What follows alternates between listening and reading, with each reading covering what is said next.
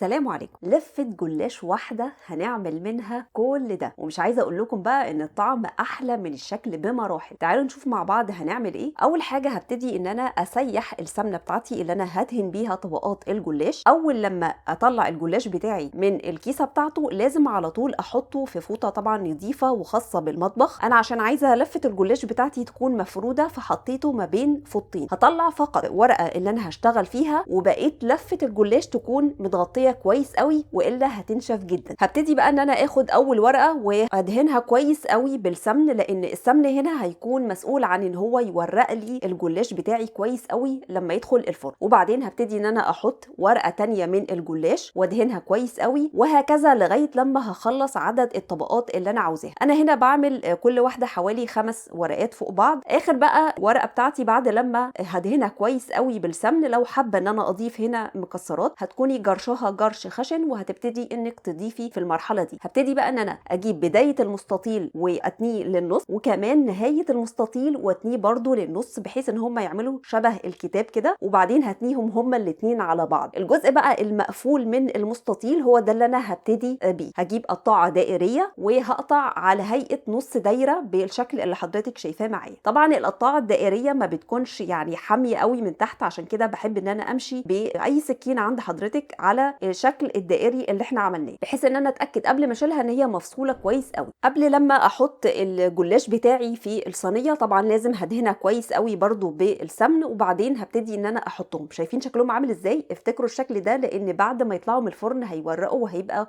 شكلهم في منتهى الجمال. طبعا الجزء الثاني من المستطيل زي ما حضرتك شايفه معايا بيكون مفصول. هحل بقى المشكله دي ازاي؟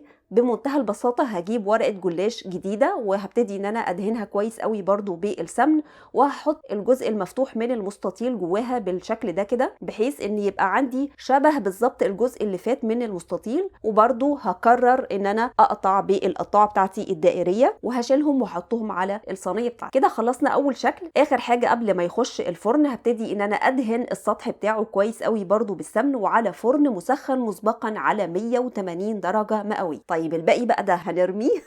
لا مش هنرميه، احنا ما فيش حاجه عندنا بتترمي ابدا ولا فتفوته. هبتدي بس اشيل الجزء اللي فوق والجزء اللي تحت عشان ما يعاكسنيش وانا ببتدي ان انا اقطع الجلاش بتاعي، وبس برضو مش هنرميه، هقول لكم هنعمل بيه ايه. وهمسك كل جزء من اللي انا قطعتهم دول وهجيب قطاعه دائريه تكون اصغر طبعا من اللي فاتت، وهبتدي ان انا اقطع في النص وامشي برضو بالسكينه بتاعتي بحيث ان انا اتاكد ان هو مفصول كويس قوي، وهيتكون عندي الشكل الدائري ده. هخبزه زي ما هو، اما الجزء الباقي هقطعه وهخبزه زي ما هو كده بالشكل المفعكش ده.